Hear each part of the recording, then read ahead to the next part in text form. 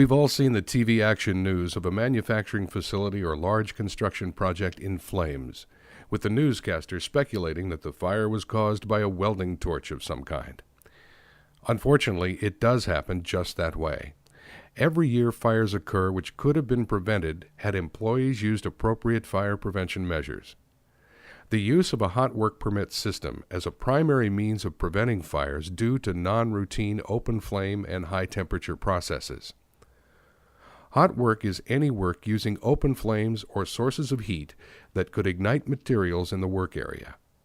Some of the examples of hot work are welding, burning, brazing, propane soldering, oxyacetylene cutting, grinding ferrous metals.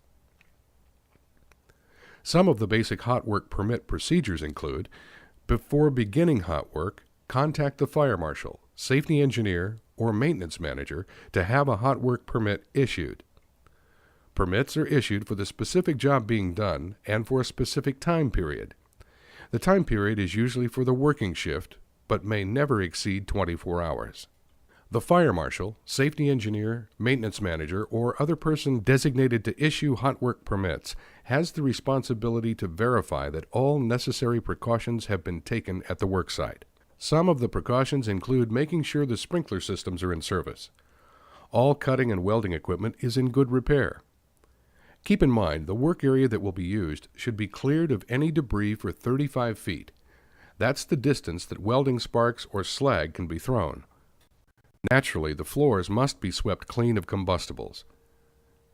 Combustible floors should be wetted down and covered with damp sand or fire-resistive sheets. Flammable liquids removed. Other combustibles, if not removed, then they must be protected with fire-resistive tarpaulins or metal shields. Explosive atmosphere in the work area must be eliminated. All wall and floor openings covered. Fire-resistive tarpaulins suspended beneath work. If the work will be done on walls or ceilings, then the construction should be non-combustible and without combustible covering or isolation. Combustibles moved away from other side of wall. If the work is to be on enclosed equipment, the equipment must be cleaned of all combustibles. All containers containing flammable liquids must be purged and cleaned of the flammable liquids.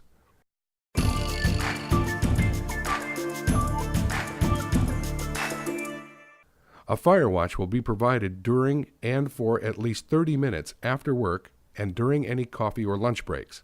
Many times a fire will be slow to start, so the 30-minute time period will make sure a fire will not start up right after the work is completed. A fire watch is supplied with suitable extinguishers or appropriate extinguishing methods in the event there is a fire.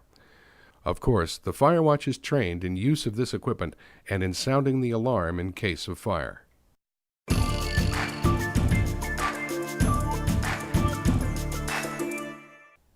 The hot work permit system is intended to educate the parties involved in construction of these hazards and to implement control measures to help mitigate them.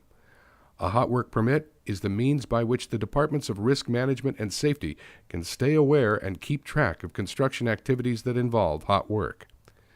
The hot work permit also provides a step-by-step checklist for hot work fire safety and serves as a reminder to contractors of their fire prevention responsibilities before, during, and after any hot work is conducted. If you have a contractor come on your property, they must obey your rules. This is particularly true if any hot work will be accomplished while on your property. It is your company's responsibility to make them aware of your rules, and it's their responsibility to abide by your regulations and requirements. Hot work permits are needed for each building where hot work will be performed. For example, if one contractor is performing work at several different buildings for one project, a permit is necessary for each building. Hot work permits are needed for each and every contractor or subcontractor performing hot work for a project. For example, if there are 3 different subcontractors performing hot work on one project, each subcontractor is responsible for obtaining a permit for their own work. The duration of a hot work permit depends on the type of project, new or existing construction, and the character of the hot work. The following are guidelines used to determine how long a permit is good for. These are only guidelines, and your company may have additional requirements. If there are conditions unique to the project or activities a contractor will be performing, exceptions can be made. For new construction, permits are issued in 28-day intervals. New construction is defined as new buildings, additions to existing buildings, new tunnels, including vaults, and new exterior improvement work. The following are the types of work anticipated for new construction: structural hot work, cutting, welding, reinforcing steel and structural steel for all of the project's structural work, tunnels construction, building superstructure, site work. Mechanical hot work, tunnel services connections, building system installations, HVAC equipment installations. General activities hot work, all other cutting welding for equipment building component installations, handrails, guardrails, specialties, and ornamental metal. For renovations and remodels, permits are issued in 7-day intervals. Renovations and remodels are defined as new work that takes place in an existing building. The following are the types of hot work anticipated for renovations, remodels.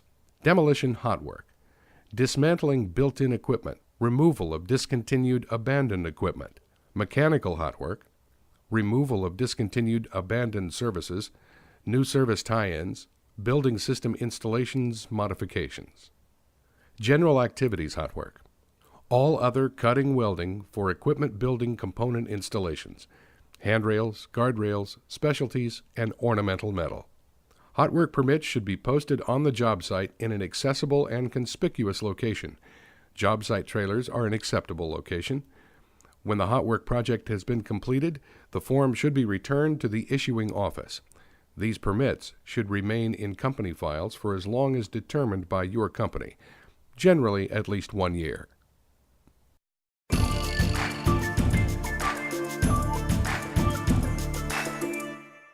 A permit is required if the work will occur within 40 feet of a building or potential hazard, such as a fuel storage tank. All hot work in confined spaces requires a permit regardless of location. A permit is not required in maintenance shops and instructional areas where hot work is routinely performed. All safety precautions must be taken. Performing hot work in a confined space requires unusual precautions and must be completed with the utmost of responsibility.